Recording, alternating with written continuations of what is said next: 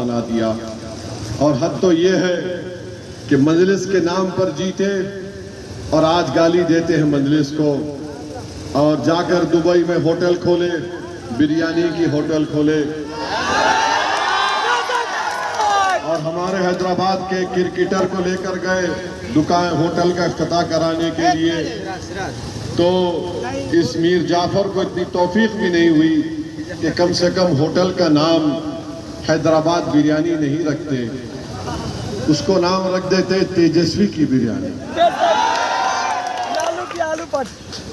और हम हैदराबाद में क्या बोलते, एक कहावत है हैदराबाद में कि मामू की मिठाई की दुकान पर नाना की फातिहा हो गई।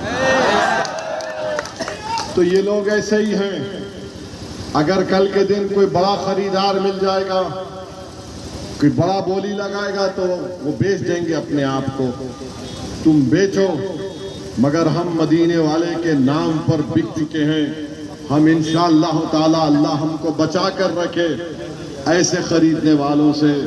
हम तो कलमा पढ़कर अपनी गर्दन को अल्लाह की राह में झुका चुके हैं।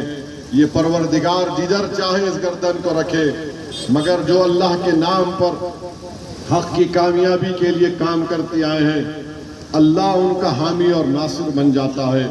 तो मुझे यकीन है कि इंशाअल्लाह ताला अब के बार कोचा दामन से इंशाअल्लाह ताला मजलिस इत्तेहादुल मुस्लिमीन को, उम्मीदवार को हम तमाम मिलकर एक अजीमुशान कामयाबी से हम किनार करेंगे। मैं आपका शुक्रिया भी अदा करता हूं कि हालिया पार्लियामेंट के इलेक्शन में आपने मजलिस के उम्मीदवार मोहतरम जनाब अख्तर ईमान साहब के हक में बहुत वोट दिए और उनको यहाँ से अक्सरियत भी दिलाई। आपका बेहद शुक्रिया। मैं आपको ये भी बात बताना चाह रहा हूँ कि इतनी तमाम हरकतें करने के बावजूद भी अख्तर ईमान साहब के पास आपके जिम्मेदार लोग आकर ने कहा कि आप क्यों नहीं अलायंस कर लेते, और उन्होंने शिकायत की कि असदुद्दीन ओवैसी अलायंस नहीं करना चाहते, वो अकेले लीडरशिप करना चाहते हैं। अख्तर भाई ने मुझसे कहा, मैंने उनसे कहा कि आप जो लोग हजरात आपके पास आए हैं, आप उनसे लिखवा लीजिए और अपने लेटर पैड पर वो जो कहते हैं लिखकर आप लालू प्रसाद यादव साहब को भिजा दीजिए और कहिए कि हम अलायंस के लिए तैयार हैं। एक नहीं 2 मरतबा अख्तर ईमान साहब ने लेटर लिखा। उसके बाद उनके बेटे ने कहा कि हमको नहीं मालूम, हमको नहीं बताया गया। मुझे अफसोस होता है कि अगर जब मेरे वालिद मरहूम जिंदा थे और जब उनकी जिंदगी के आखिरी अयाम थे, हम कभी भी अपने वालिद की आंखों में आंखें डालकर नहीं देखे। हमको यह अदब सिखाया गया कि हमारे बड़ों के सामने हम सर को झुकाकर नजरें नीची रखकर बात करते थे। हमको यह सिखाया गया कि अगर हमारे बड़े किसी जगह पर अगर लकीर खींच दिए तो हम ये समझते थे कि हमारे लिए हुर्फ आखिर है। मगर पहली बार मालूम हुआ कि एक शख्स जिसने उस पार्टी को बनाया, उसकी जिंदगी में उसका बेटा कह रहा है कि बाप को खत लिखना कोई माने नहीं रखता, मुझे खत लिखना चाहिए था। खैर हमको मालूम हुआ। मैंने अख्तर भाई से कहा कि मुझे बड़ी तकलीफ है, क्योंकि मैं बड़ा रिवायती और दखियानुसी किस्म का आदमी हूँ। मैंने कहा अख्तर भाई लिख दो हुज्जत के लिए। तो अख्तर भाई ने कहा कि सर मुझे छोड़ दीजिए, मैं खत भी लिखूंगा और उसको इस तरीके से पहुंचाऊंगा कि उसकी धूम सारी दुनिया में सुनाई देगी। तो अख्तर ईमान साहब ने खत में लिखा कि 6 सीट दे दो, 5 तो हम जीते थे। अगर तुम बन गए मुख्यमंत्री तो मंत्री नहीं चाहिए, हमको सीमांचल का डेवलपमेंट चाहिए। हमारे भारत के संविधान में दफा 371 के तहत सीमांचल डेवलपमेंट काउंसिल बनाओ। मेरे भाई हमने लिखकर दे दिया। अब इसके बावजूद भी ये लोग बकवास करते हैं। तुमने हमारे 4 MLAs को तोड़ लिया। महाराष्ट्र में शिवसेना को बीजेपी ने तोड़ दिया, राष्ट्रवादी कांग्रेस को बीजेपी ने तोड़ दिया। ये तमाम इंडिया अलायंस के पार्टी ने कहा कि जमहूरियत का कत्ल हो गया, संविधान कमजोर हो रहा है, मगर जब हमारे 4 MLAs को लूट कर लेकर गए तो जब किसी की जबान से नहीं निकला कि जमहूरियत का कत्ल हो रहा है, संविधान कमजोर हो रहा है, अरे तुमने डाकुओं की तरह इनको लूटा, इनको खरीद कर लेकर गए, तो तुम में और बीजेपी में क्या फर्क है हमको बताओ। मालूम एक ही हुआ, चाहे बीजेपी हो या दूसरी पार्टियां हो। मैं हमारे सदर अख्तरुल ईमान की इस बात से जरा सा मुख्तलिफ बात करूंगा कि फिरका परस्त और मौका परस्त दोनों फिरका परस्त होते हैं। मौका परस्त भी फिरका परस्त होता है, फिरका परस्त तो फिरका परस्त है। इन दोनों की आंख में ये बात दस्ती नहीं कि आपकी क़ियादत उभरे सीमांचल में सबसे ज्यादा तकलीफ इनको थी कि आखिर क्या हो गया कि बिहार में पहली मर्तबा सीमांचल के मुसलमानों ने मुत्तहदा तौर पर अपनी एक सियासी लीडरशिप को तैयार किया, तो इनको तकलीफ हुई, इनकी रातों की नींद खराब हो गई।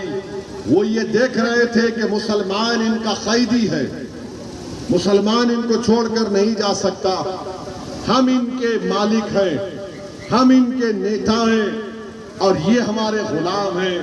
मगर मजलिस ने कह दिया कि हम रब्बे करीम को मानने वाले हैं, जो जमीन व आसमान का खालिक है, वो हमारा मालिक है और हम उसके हबीब के गुलाम हैं, हम किसी इंसान के गुलाम या पार्टी के गुलाम नहीं हो सकते। तो मेरे अजीज दोस्तों और बुजुर्गों, इसीलिए मजलिस से नफरत की जाती है और हम आपके दरमियान में आए हैं और आते रहेंगे इंशाअल्लाह ताला। हमारी लड़ाई सीमांचल की इंसाफ की लड़ाई है। मेरी आपसे दरख्वास्त है कि आप पहले की तरह मुत्तहदा तौर पर अपना एक वोट मजलिस के उम्मीदवार के हक में वोट देकर कामयाब करिए। बिहार में आखिर कुछ तो विकल्प होना चाहिए मुसलमानों का, कुछ तो विकल्प होना चाहिए मुसलमानों का। ये लोग जीतते हैं, मगर बताइए, इन्होंने कहा था कि MIM में रहकर काम नहीं करवा सकते। अरे जब तुम हमको छोड़कर अपना जमीर बेचकर तेजस्वी के पास चले गए, तो तेजस्वी डिप्टी CM थे, तुमने कोचा दामन में कौन सा काम करवाया बताओ? तुमने बहादुरगंज में कौन सा काम करवाया? एक अख्तरुल ईमान अपनी विधानसभा में 800 करोड़ के काम शुरू करवाया और बहुत से काम पाए तकमील को भी पहुंच गए। तुम सिर्फ बिकने वाले थे, अख्तरुल ईमान बिकने वाला नहीं था। मैं सलाम करता हूं कोचा दामन की सरजमीन को, जिसने गयूर अख्तरुल ईमान को पैदा किया, जिसने जालिमों की दौलत को अपने पैर पर रखकर ठुकरा दिया और आपका सौदा नहीं किया। तो मेरी आपसे गुजारिश है कि सीमांचल में अख्तरुल ईमान की लीडरशिप को मजबूत करिए, मजलिस को कामयाब करिए, क्योंकि बहुत देर से आप इंतजार कर रहे हैं। मैं आपका शुक्रिया अदा करता हूं। अभी तो शुरुआत किया हूं, बहुत से जलसे होंगे कोचा दामन में। इनकी एक एक बात आपके सामने रखूंगा और इनको बताऊंगा कि क्या हम बोल सकते और क्या कर सकते हैं। मुझे कोई और यकीनन हमारा मकसद अख्तरुल ईमान का लेटर लिखने का एक ही है। हमने मजलिस से जो गद्दारी की उसको बर्दाश्त करते हुए भी हमने लेटर क्यों लिखा? हम नहीं चाहते कि बिहार में बीजेपी का मुख्यमंत्री बन जाए। हम नहीं चाहते कि बिहार में वो हालात पैदा हो जाए कि बुलडोजर इस्तेमाल हो जाए। हम नहीं चाहते कि बिहार में नौजवान आगे बढ़कर इन बातिल ताकतों से मुकाबला करना है और ये बातिल ताकतों को इंशाअल्लाह मुझे यकीन है कि यहाँ के बुजुर्ग, यहाँ के नौजवान इनको इस चुनाव में रौंदते हुए हरे परचम को बुलंद करेंगे और बारिश असदुद्दीन अवैसी साहब को यहाँ से एक बड़ी कामयाबी मिलेगी। आज जब यहाँ पर अभी शुरुआत हुई है, चुनाव तो बहुत दूर है। जो लोग हमारे सामने आएंगे, होशियार हो जाओ, तुम्हारा चुनाव बहुत मुश्किल होने वाला है। आने वाला वक्त तुम्हारे लिए बहुत बुरा होने वाला है और इस वक्त हमेशा की तरह मजलिस इत्तेहादुल मुस्लिमीन इस बहादुरगंज कॉन्स्टिट्यूंसी से भारी अक्सरियत से कामयाब होगी अल्लाह की मदद से। इंशाअल्लाह ताला अल्लाह की मदद आएगी, बुजुर्गों के दिल में हमारे लिए मोहब्बत और बढ़ेगी, नौजवान और जज्बे से बाहर निकलेगा, नौजवान इस चुनाव को अपना चुनाव समझते हुए आगे बढ़ेगा और इंशाअल्लाह ताला आसमानों में पतंग छाप की लहर उड़ेगी और यहां से हरा परचम बुलंद होगा इंशाअल्लाह ताला। अरे वो दिन हम कैसे भूलें। मैं यहां पर पहली बार नहीं आया हूं, बार बार आया हूं और आज का जो मौजूदा विधायक यहां पर है उसके पीछे हमने हमारा खून दिया, उसके पीछे हमने हमारा पसीना बहाया, उसके पीछे हमने हमारे घरदार को छोड़कर ये सोचकर उसके पीछे मेहनत की कि वो यहाँ के नौजवानों की आवाज बनेगा। हमने ये सोचकर उसको कामयाबी की तरफ लेके गए ताकि वो हमारे बुजुर्गों की हिम्मत बनेगा। हम उसे ये सोचकर जिताए कि वो हमारे खवातीनों के लिए कुछ बेहतर करेगा, पर हमें क्या पता था ये मवेशियों की मंडी में बिक जाएगा ये मवेशी भी। तो याद रखो अब के हमें हिसाब किताब दो जनों से करना है। कान खोलकर ये बात को सुन लेना मेरे भाइयों, दिल में बिठा लेना मेरे भाइयों। एक वो है जो बिका, एक वो है जिसने खरीदा। बिकने वाले को भी मुंह तोड़ जवाब देना है और खरीदने वाले को भी मुंह तोड़ जवाब देना है इंशाअल्लाह ताला। और कौन खरीदा? वही खरीदा जो आज मुसलमानों के वोटों की भीख के लिए तड़प रहा है। किसने खरीदा? वही खरीदा जिसकी जाती शख्सियत कुछ नहीं है, उसकी शख्सियत बस इतनी है कि वो लालू प्रसाद यादव का बेटा है और कुछ नहीं है। उसकी शख्सियत ये है नहीं है कि वो पढ़ा लिखा है, 8वीं फेल है। अगर हमारे नौजवान जो यहाँ पे बैठे हुए हैं उससे ज्यादा काबिल है। यहाँ पे 8वीं से ज्यादा पास कितने नौजवान हैं? हाथ उठा के बताओ। 8वीं से ज्यादा पास कितने नौजवान हैं? हाथ उठा के ऊपर अपने हाथ को रखो। हमें नौकरी नहीं मिलेगी मगर इसे मुख्यमंत्री बनना है। हमें नौकरी नहीं देगा मगर इसे मुख्यमंत्री बनाना है। हमारे लिए स्कूल नहीं खोलेगा मगर ये 8वीं फेल को मुख्यमंत्री बनना है। हमारे लिए अस्पताल नहीं बनाएगा मगर ये 8वीं फेल को हमारे लोगों को खरीदना है। हमारे औरतों के लिए अच्छे अस्पताल नहीं देगा मगर ये 8वीं फेल को मुसलमानों के वोट होना है। ये हमारे बुजुर्गों के लिए अच्छे पुल पुलैया नहीं देगा मगर ये 8वीं फेल को मुसलमानों की मदद चाहिए। क्या हम इसकी मदद करेंगे? हम किसका साथ देंगे? हम बैरिस्टर असदुद्दीन अवैसी का साथ देंगे इंशाअल्लाह ताला। अरे हमारे सामने ये मवेशियों की मंडी में बिकने वाले ये चारों की नींद उड़ाएंगे इंशाअल्लाह ताला। अरे बताओ क्या हमारे साथ धोखा नहीं किया गया? क्या हमारे पीठ में खंजर नहीं मारा गया?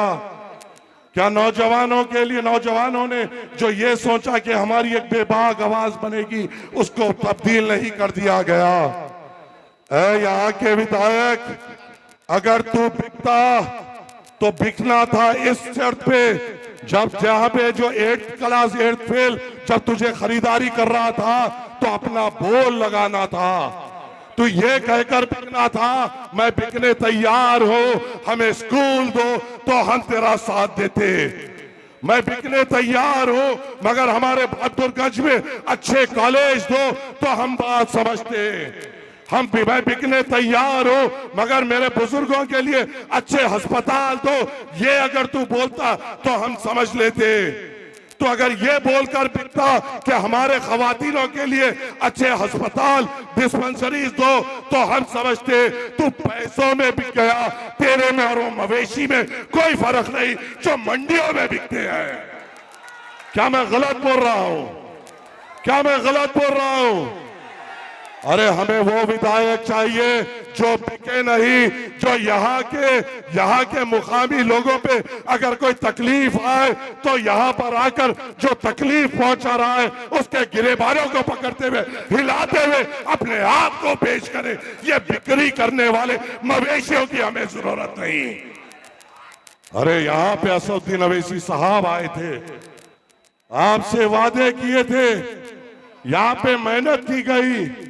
सोचो अगर ये 5 साल टिक के रहते, ऐ मुसलमानों हमारी हालात किस तरीके बदल जाते। अगर ये 4 बिकते नहीं और टिके रहते और हमारे लिए लड़ते, क्या हमारे नौजवानों के लिए रोजगार के रास्ते नहीं खुलते? अगर ये 4 बिकते नहीं और हमारे लिए लड़ते तो हमारे महल्ले जात में फर्क आता।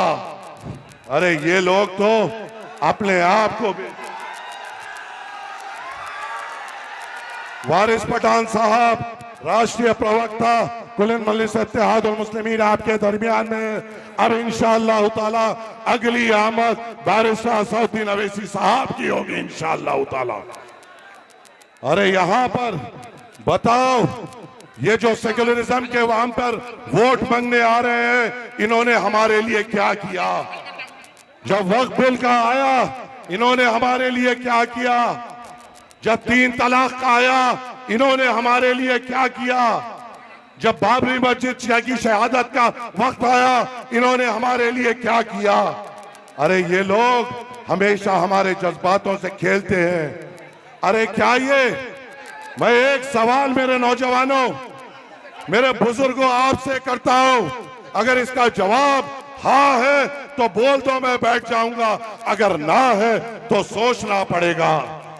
क्या पिछले चुनाव में वो 8वीं फेल यहां पे आया था या नहीं आया था? पिछले चुनाव में वो 8वीं फेल जिसकी सिर्फ शख्सियत ये है कि वो लालू प्रसाद यादव के बेटे हैं, यहां पे आया था या नहीं आया था? आकर उसने क्या कहा था? सीमांचल डेवलपमेंट काउंसिल बनाएंगे। क्या उसने बनाया? क्या उसने बनाया? तो झूठा कौन है? कौन है जो हमारे पीठों में खंजर भोंक रहा है? कौन है जो हमारे मुस्तकबिलों से खेल रहा है? कौन है जो हमेशा सिर्फ हमसे वादे कर रहा है? कौन है जो हमारे नौजवानों के मुस्तकबिलों के साथ खेल रहा है? ये वही 8वीं फेल है जो डिप्टी चीफ मिनिस्टर बना मगर सीमांचल काउंसिल नहीं बना सका। अच्छा, एक इंटरव्यू मैं ये 8वीं फेल का देखा, कह रहा था हम क्या सरकार में थे? क्या हमारा कोई मंत्री था? उप मुख्यमंत्री कौन थे 8वीं फेल? शाहनवाज को क्या मंत्रालय नहीं दिया गया था? जब मंत्रालय भी मिला, मुख्यमंत्री का भी पद मिला, उप मुख्यमंत्री का भी पद मिला, हमारे सीमांचल के लिए तुमने क्या कहा? हाँ आए, कब आए? इस चुनाव से थोड़े दिन पहले। अब चुनाव आने वाला है तो आए। जो कल तक बीजेपी की गोद में बैठा हुआ था उसको राजद में लेके आने आए। जो कल तक जब 370 हमारे कश्मीरी भाइयों पे लगाया जा रहा था, जो मास्टर जेडीयू के साथ था, उसको बीजेपी में से अपने पास लेने आए। जब ट्रिपल तलाक हम पर मुसल्लत किया जा रहा था, जो मास्टर जेडीयू के साथ था, जो नरेंद्र मोदी के गोद में थे, उसको लेने वापस आए। जो मास्टर हमारे ऊपर ट्रिपल तलाक की आफत आई और वो उस वक्त जेडीयू में था, उसको जोड़ने आए। अजब नींद में से होशियार हुए, ये कहे कि अल्लाह के घरों को कब्जा किया जा रहा है, मैं जेडीयू को छोड़कर राजद में जा रहा हूं था। तो क्या तुम नींद में थे जब ट्रिपल तलाक आया था? क्या तुम जब मुसलमानों से मोहब्बत नहीं थी जब 370 आया था? क्या तुम उस वक्त नींद में थे जब हाफिज जुनैद को खंजरों से मार मार कर मौत के घाट उठाया गया? क्या कर रहे थे तुम जब हमारे बच्चों पे हमारे जुल्म किया जा रहा था? अरे हमारे लिए तो कुछ नहीं, दूसरों की बात की जाती है। अरे आप बताइए, क्या हमें अब बेदार नहीं होना है? आपके सामने मजलिस इत्तेहादुल मुस्लिमीन ने तौसीफ भाई को आपके खिदमत गुजार की तौर पे चुना है। और जब पहली बार तौसीफ साहब की असदुद्दीन अवैसी साहब से मुलाकात हुई, उन्होंने ये कहा, मैं आपके सामने असद साहब ये वादा करता हूं, जीत और हार अल्लाह के हाथ में, मगर मैं कभी आपको धोखा नहीं दूंगा इंशाअल्लाह ताला। हमें यकीन है तौसीफ साहब पे कि वो आपकी बेहतरीन नुमाइंदगी करेंगे इंशाअल्लाह ताला। और ये कसीर मजमा इस चीज की गवाही देता है कि इंशाअल्लाह ताला मजलिस इत्तेहादुल मुस्लिमीन यहां से कामयाब होगी। आप और हम मिलकर कामयाबी देंगे इंशाअल्लाह ताला। जब चुनाव आएगा, हम और आप कांधा बा कांधा मिलते हुए इंशाअल्लाह मजलिस इत्तेहादुल मुस्लिमीन को कामयाब करेंगे। शुक्रिया।